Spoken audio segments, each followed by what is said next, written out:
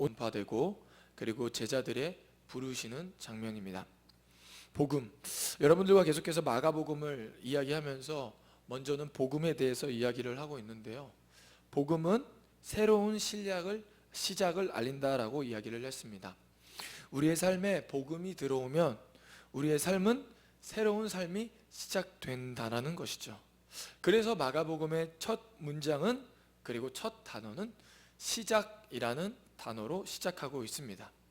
그리고 오늘 우리가 읽은 말씀은 이제 드디어 예수님께서 사람들에게 새로운 시작, 새로운 삶의 시작을 알리는 그 복음을 전파하시는 장면입니다. 우리 한번 14절 말씀만 같이 한번 읽어보도록 하겠습니다. 요한이 잡힌 후 예수께서 갈릴리에 오셔서 하나님의 복음을 전파하여. 아멘. 요한이 잡힌 후, 침례 요한은 예수님의 길을 예비하고 예수님이 오시기 전에 예수님을 맞이할 수 있도록 사람들에게 마음을 돌이키고 예수님을 받아들일 수 있는 준비를 한 사람이 바로 요한입니다. 그리고 그 요한이 이제 잡힌 다음 본격적으로 예수님의 사역이 시작되는 것을 오늘 말씀을 통해서 알고 있습니다. 그런 우리의 삶에 생명을 가져다 주는 복음, 하나님의 복음을 예수님께서는 갈릴리에 오셔서 하나님의 복음을 전파하셨다라고 이야기하고 있습니다. 갈릴리라는 지역은 예수님께서 태어나신 곳이면서 주로 예수님께서 사역하시던 곳이 바로 이 갈릴리 지역입니다. 우리 한번 그러면 예수님께서 이 갈릴리 지역에서 전한 하나님의 복음, 그 하나님의 복음이 어떤 내용인지 우리 같이 한번 15절 말씀을 같이 한번 읽어보도록 하겠습니다.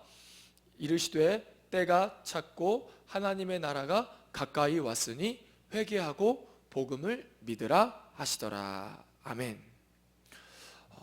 예수님은 공생의 사역을 바로 하나님의 복음을 전파하는 것으로 시작하고 계십니다. 그리고 하나님의 그 복음의 내용을 네 가지로 살펴볼 수 있습니다. 먼저는 때가 찼고, 두 번째는 하나님의 나라가 가까이에 왔으니, 세 번째는 회개하고, 네 번째는 복음을 믿으라 라고 이야기하고 계십니다. 이게 바로 복음의 내용인 것이죠. 예수님이 전하는 복음, 새로운 삶을 시작하게 만드는 그 복음, 우리에게 좋은 소식, 그게 바로 오늘 말씀의 내용이라는 것입니다. 때가 찼고 하나님의 나라가 가까이 왔으니 회개하고 복음을 믿어라. 이것이 바로 복음의 내용이라는 것이죠. 그래서 오늘 이 말씀을 통해서 이 복음의 내용을 조금 더 자세히 여러분들과 살펴보려고 합니다. 먼저 때는 우리가 알고 있는 시간의 의미를 하는 것이 아닙니다. 때에 대한 헬라어로는 두 가지가 있는데요, 크로노스와 카이로스라는 이 단어로 사용하고 있습니다. 똑같은 때지만 개념이 좀 다르죠. 크로노스는요, 우리가 지금 알고 있는 시간입니다. 지금 우리 청년부 예배 시간이 15분에 시작을 해가지고 지금 1시 47분을 지나가고 있는데요, 이게 바로 크로노스예요. 지금 때, 역사의 흐름, 시간의 흐름을 이야기할 때 크로노스라고 사용합니다. 그런데 카이로스라는 단어는 어떤 단어냐면요, 우리가 지금 알고 있는 시간과는 좀 다른 개념입니다. 바로 하나님의 시간인 것이죠. 하나님이 임재하는 시간, 그것을 바로 카이로스라고 합니다. 하나님이 임재하셔서 하나님이 다스리는 시간이 바로 카이로스라고 이야기하는 것이죠. 때가 찼다 라는 것은요, 카이로스의 시간, 여기서 말하는 때는 카이로스라는 단어를 사용하는데요, 카이로스의 시간이 다 되었다, 즉 하나님이 임재하실 시간, 하나님이 이 땅에 오실 시간이 거의 다 되었다라는 의미죠. 공동 번역의 오늘 15절 말씀은 이렇게 번역하고 있습니다. 제가 한번 읽어보겠습니다. 때가 다 되어 하나님의 나라가 왔다, 회개하고 이 복음을 믿어라 하셨다 라고 나와 있습니다. 때가 다 되어 하나님이 임하실 때가 다 되어 회개하고 복음을 믿어라 라고 이야기하고 있는 것이죠. 카이로스, 하나님의 임재하시는 때가 다 되어 하나님의 나라가 다가왔다라고 이야기하고 있습니다. 나라 하면은 우리는 보통 영토를 생각합니다. 유럽, 프랑스, 나라 하면은 그 영토가 생각이 나죠. 뭐 비행기를 타고 몇 시간을 가가지고 거기에는 뭐 에펠탑을 보고 뭐 그런 식으로 우리는 나라를 사면요 영토를 생각합니다. 공간을 생각하죠. 그런데요, 여기서 말하는 나라는요, 하나님의 나라는 그러한 영토의 개념이 아닙니다. 바로 하나님의 나라가 하늘에서 내려온다라는 의미가 아닙니다. 바로 하나님이 이제 다스리실 것이다. 하나님의 통치가 있는 곳이 바로 하나님의 나라가 되는 것입니다. 즉 때가 다 되어 하나님의 임재할 시간이 다 되어 하나님의 나라가 다가왔다. 즉 죄와 악의 세력이 이 땅을 다스리던 시대가 끝이 나고 바로 하나님의 통치와 구원의 새 시대가 열린다라고 오늘 예수님께서는 선포하고 계신 것입니다. 죄로 인해, 악의 세력으로 인해 질병과 탐욕과 분쟁 속에 살아가던 시대에 이제는 구원의 새로운 시대가 열렸음을 선포하고 있는 것이죠. 그리고 나서 예수님께서는 두 개의 명령을 하십니다. 첫 번째는 뭐냐면 회개해라. 두 번째는 바로 무엇이냐면 복음을 믿어라 라고 이야기하고 있습니다. 이 회개해라, 믿으라 라는 이 단어를 명령법으로 오늘 우리가 읽은 말씀에는 나와 있는데요, 이제 악의 세력이 무너지고 이제 예수 그리스도께서 이 땅에 오시고 하나님의 통치가 임함으로 말미암아 악의 세력은 무너지고 이제 하나님의 구원의 새 시대가 열렸는데, 그러한 새 시대 속에서 우리가 맞이해야 할 반응과 자세는 바로 무엇이냐면요, 우리가 회개하고 복음을 믿어야 한다라는 것입니다. 우리 옆에 있는 지체들에게 이렇게 이야기해 볼까요? 회개하고 복음을 믿읍시다. 회개하고 복음을 믿읍시다. 아멘. 예수님께서는 이 땅에 오셔서요, 하나님의 복음을 전파하셨습니다. 더욱이 우리의 죄를 위해 십자가에 달리시고 부활하심으로 우리가 주님 앞에 나아가야 할 길을 열어놓으신 것이죠. 그렇게 예수님께서 열어놓으신 길을 가기 위해서는요, 우리가 취해야 할 합당한 반응이 있는데 바로 그것이 무엇이냐면 회개하고 복음을 믿어야 하는 것입니다. 여기서의 회개는요, 단순히 우리가 윤리적으로 도덕적으로 잘못을 뉘우치거나 잘못을 회개하고 통회하는 것이 아닙니다. 바로 우리의 삶의 모든 방향을 주님께로 돌리는 것이죠. 우리가 죄인임을 깨닫고 죄인인 나를 위해 예수님께서 십자가에 달리셨다라는 것을 믿고 우리의 삶의 방향을 바로 예수님께로, 하나님께로 전환하는 것이 바로 회개인 것입니다. 마음의 변화, 마음의 후회, 마음의 참회 같은 문자적인 의미 이상 뛰어넘어 우리의 삶의 의미와 방향과 목적을 철저하게 예수님께로 전환하는 것이 바로 회개라는 것입니다. 우리가 그렇게 회개했으면 이제 그 복음을 믿어야 합니다. 믿음은 단순히 이해하고 동의하는 것 이상으로 우리의 생각과 모든 것을 하나님께 신뢰하고 헌신하겠다라는 의미입니다. 그리고 오늘 우리가 읽은 말씀을 통해서 우리가 믿어야 할 대상은 바로 복음이죠. 복음을 믿는다라는 것은 바로 무엇이냐면요, 새롭게 펼쳐진 하나님의 통치에 전적으로 우리가 믿고 헌신하고 순종한다라는 말씀입니다. 정리하자면 예수님께서 선포하신 이 복음, 하나님의 복음을 정리하자면 바로 죄와 악의 시대는 종결되고 이제 하나님이 다스리실 그때 그 구원의 시대가 가까이 왔음과 동시에 우리가 그 구원의 시대를 맞이하려면 우리의 마음과 생각과 삶의 목적과 방향을 바로 예수님께로, 하나님께로 돌리고 그 하나님의 통치에 순종하고 헌신하며 살아야 한다라고 오늘 말씀은 이야기하고 있는 것입니다.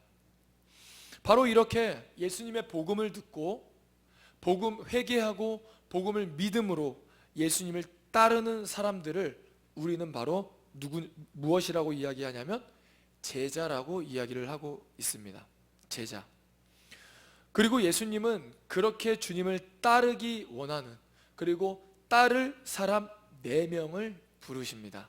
그 사람이 바로 누구냐면 우리가 오늘 읽은 말씀에도 나온 베드로와 그의 형제 안드레와 야고보와 요한입니다. 이 4명, 이 4명의 제자를 부르시는 것이죠. 오늘 우리 예배에도요, 지금 4명이 앉아 있는데요. 맞습니다. 4명을 예수님께서 부르십니다. 그리고 이 4명은요, 예수님의 제자 중에서도 아주 최측근에 해당하는 사람들이죠. 뭐 예수님의 12명의 제자들 중에서도 특별하게 이들과 함께 같이 기도하시고 이들과 함께 산에 올라가셔서 변화되시는 그러한 모습들을 말씀을 보면 볼 수가 있습니다.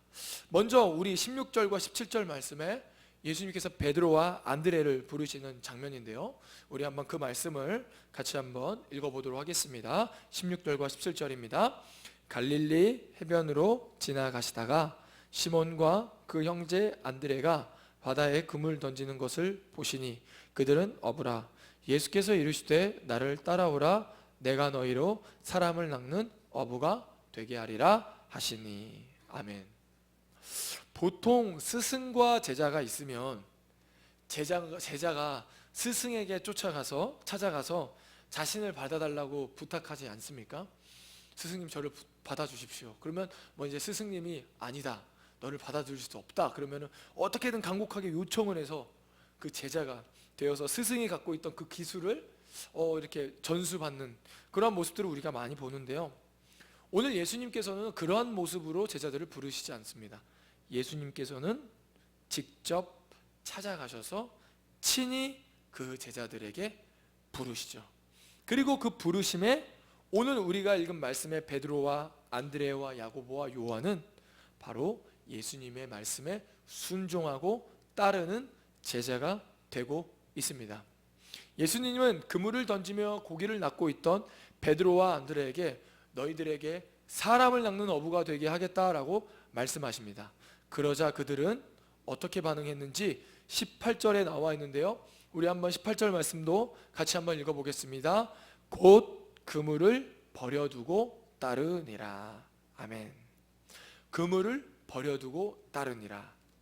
네, 자신이 생계 수단이었던 그 고기를 낚을 때 필요한 그 그물을 버려두고 예수님을 따르는 모습을 볼 수 있습니다. 조금 더 가시다가 오늘 또 2명의 사람, 야고보와 요한도 부르십니다. 그 말씀이요, 19절과 20절 말씀에 나와 있는데요, 우리 한번 19절과 20절 말씀도 같이 한번 읽어보겠습니다. 조금 더 가시다가 세베대의 아들 야고보와 그의 형제 요한을 보시니 그들도 배에 있어 그물을 깁는데 곧 부르시니 그 아버지 세베대를 품꾼들과 함께 배에 버려두고 예수를 따라가니라. 아멘. 오늘 세베대의 아들 야고보와 형제 요한, 이 사람들은요 조금 더 베드로와 안드레보다는 조금 부자였던 것 같아요. 왜냐하면요, 세베대라는 아버지, 즉 세베대라는 아버지라고 이렇게 써져 있다라는 것은 그때 주위에 마가복음을 보면 이 세베대라는 사람을 대부분이 알 수 있을 만큼 저명하고 유명했던 사람이라는 것이죠. 그리고 또한 품꾼들도 있었고 배도 있었습니다. 그러니까 어부긴 어부지만 그만큼 어쨌든 좀 부가 축적하고 좀 큰 좀 재정이 있는 그러한 사람이었던 것 같습니다. 야고보와 요한은. 그런데 그러한 야고보와 요한 또한 그러한 품꾼들과 함께 세베대와 함께 그물과 함께 그것을 버려두고 예수님을 따르는 것을 볼 수 있습니다. 예수님의 제자 4명, 베드로와 안드레와 야고보와 요한은 예수님의 그 부르심 앞에 자신이 가지고 있던 것들을 버려두고 예수님을 따르는 것을 볼 수 있습니다. 예수님의 부르심 앞에 그물과 품꾼과 배를 버려두고 예수님을 따르고 있는 것이죠.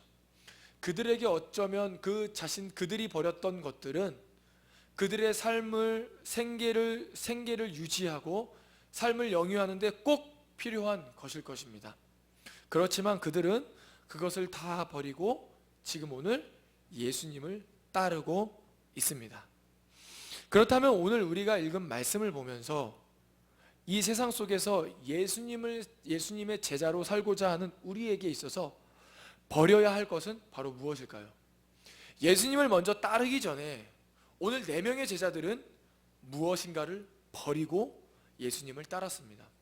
그렇다면 오늘 우리가 이 말씀을 보면서 우리가 버리고 이제 예수님을 따라 살아가야 할 텐데, 먼저 예수님을 따르기 전에 우리가 버려야 할 것은 바로 무엇일까요?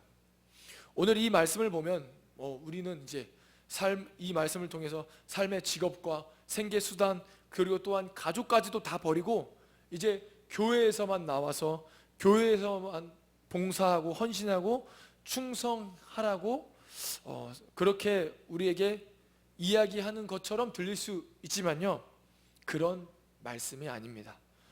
바로 사람을 낚는 어부이지만요, 고기를 낚는 어부가 아니라 바로 사람을 낚는 어부가 되게 하겠다라는 하나님의 부르심 앞에 그들은 따른 것입니다. 사람을 낚는 어부, 고기를 낚는 어부, 즉 그들이 어부긴 어부지만 그 어부의 그 목적과 그 이유가 달라지는 것이죠. 즉 여기서 우리가 그물을 버리고 배를 버리고 품꾼들도 버리고 가족들도 버리라는 것은 바로 무엇이냐면요, 내가 이전에 살던 모든 목적과 의도를 버리고 나의 삶의 목적과 방향이 달라지는 것을 의미합니다. 바로 오늘 예수님께서 선포하신 말씀, 우리가 예수님의 선포하신 말씀에 우리가 반응해야 할 2가지의 모습, 바로 회개하고 복음을 믿는 모습인 것이죠. 삶의 목적과 방식과 형식을 바꾸고 바로 예수 그리스도를 믿음으로 살아가라라는 것입니다. 이전엔 어부였지만 고기를 낚는 목적으로 낚시질을 했지만 이제 예수 그리스도의 부르심 앞에 사람을 낚는 목적으로 산다라는 것입니다. 우리의 삶의 패턴과 형식과 방식과 목적과 의도가 달라지는 것입니다. 예수님의 부르심 앞에 제자들의 행동은 바로 예수님이 선포하셨던 말씀, 때가 다 되어 하나님의 나라가 다가왔으니 회개하여 복음을 믿어라 라는 이 말씀에 순종하는 모습이었습니다. 예수님께서는 하나님의 나라가 선포하고 나서 예수님은 그 나라에 들어갈 사람들을 지금 부르시고 계신 것이죠. 우리는 예수님의 제자가 되어야 합니다. 더욱이 예수님을 따르는 제자가 되어야 합니다. 우리의 스승이신 예수님은 세상 스승과는 다르게 우리에게 친히 찾아오셔서 우리를 제자 삼기 위해 우리를 부르십니다. 그리고 오늘 우리가 이 말씀을 보면서 하나님이 오늘 여러분들에게도 그렇게 부르시는 것입니다. 회개하고 복음을 믿어라. 하나님의 나라가 가까이에 왔으니 회개하고 복음을 믿어라 라고 오늘 여러분들에게 권면하고 계시죠. 예수 그리스도의 십자가 사건으로 말미암아 악의 세력은 이제 무너지고 이제는 하나님의 나라와 하나님의 통치의 시대가 열리게 되었습니다. 그런데 이 하나님의 통치의 시대가 열렸을 때 우리의 반응도 굉장히 중요한데, 우리의 반응은 바로 회개하고 복음을 믿어야 하는 것입니다. 회개하고 복음을 믿는다라는 것은 간단히 이야기하면 나의 삶의 목적과 의도를 변화시켜 하나님의 말씀에 순종하고 예수님을 따르는 삶을 살라는 것이죠. 그리고 오늘 예수님께서는 여기 모인 우리들에게 그렇게 권면하고 계신 것입니다. 바로 없기는 저와 여러분들이 정말 예수님을 따르는 제자가 되기를 소망합니다. 그럼 정말 진리 되신 그 예수 그리스도를 붙잡으며 살아가는 저와 여러분이 되기를 소망합니다. 뿐만 아니라 우리 청년부 예배 속에 더욱이 이제 청년부 이제 다음 주 이제 돌아오는 주에 금요일하고 토요일에 우리 강릉으로 수련회를 갑니다. 그 수련회를 통해서 여러분들이 쉼을 얻었으면 좋겠는데요. 그 쉼과 함께 우리가 예수님을 만나고 정말 진정한 자유가 무엇인지 깨닫고 하나님의 제자가 되는, 예수님의 제자가 되는 저와 여러분이 되기를 소망합니다. 기도하겠습니다. 하나님 아버지 감사합니다. 예수님께서는 이 땅에 오셔서 때가 다 찼으니 하나님의 나라가 가까이 왔으니 회개하고 복음을 믿으라 라고 말씀하고 계십니다. 하나님, 우리가 하나님의 복음의 말씀을 듣고 아버지 우리가 우리의 삶의 목적과 방향을 돌이켜 하나님의 말씀을 믿음으로 살아가는, 하나님을 따르는, 예수님을 따르는 주님의 제자들 될 수 있도록 주님 붙잡아 주시옵소서. 뿐만 아니라 이 시간 찬양하고 기도할 때 하나님의 말씀 앞에 우리가 순종하며 나아가는 청년들 될 수 있도록 붙잡아 주시옵소서. 감사하며 예수님의 이름으로 기도드립니다.